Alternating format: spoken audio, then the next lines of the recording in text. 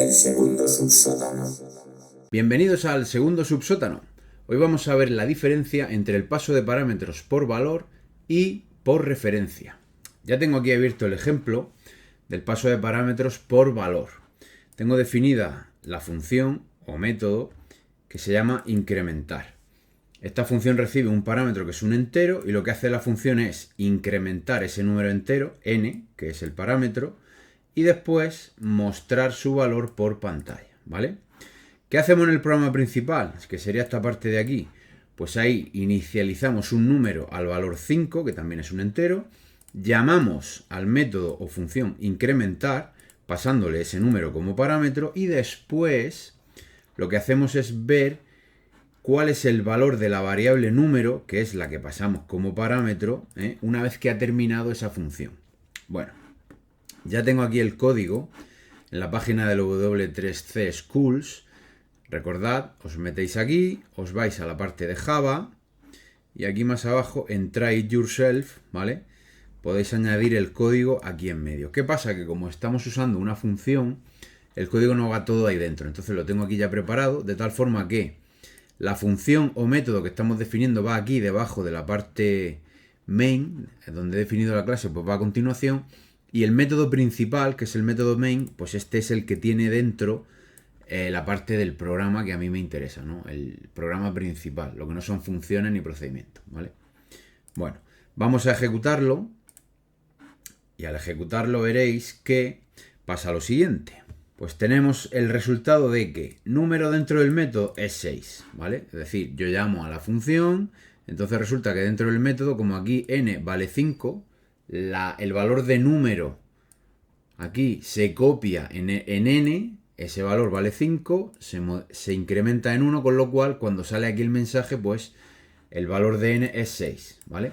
¿Qué pasa? Que cuando yo vuelvo de esta función, aquí debajo, número no vale 6, sino que vale 5, porque aquí realmente el valor de número es 5, no es 6, ¿vale? Porque el valor yo lo copié a la función, allí se modificó, se hizo lo que se quiso y cuando yo volví, el valor de número sigue siendo 5, con lo cual cuando imprimo aquí este mensaje, número efectivamente vale 5, ¿vale? Con lo cual este sería el funcionamiento de un paso de parámetros por valor. ¿Pero qué pasa en el paso de parámetros por referencia? Pues mirad, lo tengo aquí, el ejemplo de los apuntes, ¿vale? Aquí está la función o método, ¿vale? Que en este caso es modificar texto, que recibe una cadena de texto. En este caso no es de la clase string, sino de la clase string builder. La diferencia es que con la clase string builder yo puedo modificar esa cadena de caracteres, ¿vale? En tiempo de ejecución, cosa que con un string no se puede hacer. Tendría que generar un nuevo string a partir del anterior. Bueno, detalles técnicos.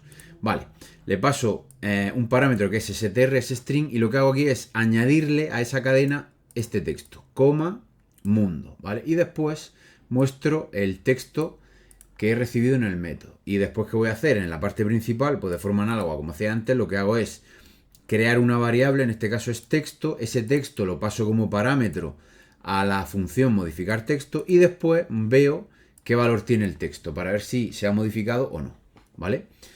En el paso de parámetros por referencia, lo que vamos a ver, vamos a ejecutarlo, lo que vamos a ver es que ese texto que yo he modificado dentro de la función a la que llamo, esa modificación que hago ahí dentro sí que afecta luego fuera, se mantiene. ¿Por qué? Porque lo que yo le estoy pasando a la función es una referencia a ese objeto, no el valor que contiene, no los datos que contiene. Por lo tanto, si yo modifico los datos que contiene ese objeto, esa modificación va a seguir estando fuera. Y eso es lo que sucede. Entonces, mirad. ¿Cuál es el texto dentro del método? Pues es este. Hola, mundo. ¿Por qué? Porque yo la variable de texto la inicialicé con este valor, hola. Cuando llamé a la función, lo que hice fue añadir esta cadena con el método append. Entonces, en ese momento la cadena contiene hola, mundo, ¿vale? Y eso es lo que se visualiza aquí dentro de la función. Dentro del método, el texto es hola, mundo. ¿Y qué pasa cuando vuelvo fuera? Pues resulta que el texto fuera del método también es hola, mundo. ¿Por qué? Porque yo la referencia al objeto no la he modificado. El objeto sigue siendo el mismo y se almacena en el mismo sitio de la memoria. Eso es la referencia, la dirección donde yo guardo el objeto. Pero ¿qué pasa? Que como dentro del método modifiqué el valor del objeto, datos que contiene, pues claro, esa modificación sigue vigente fuera. Esa es la diferencia entre el paso de parámetros por valor y por referencia. Espero que con estos dos ejemplos la hayáis entendido y si no, me podéis preguntar en clase. Nos vemos.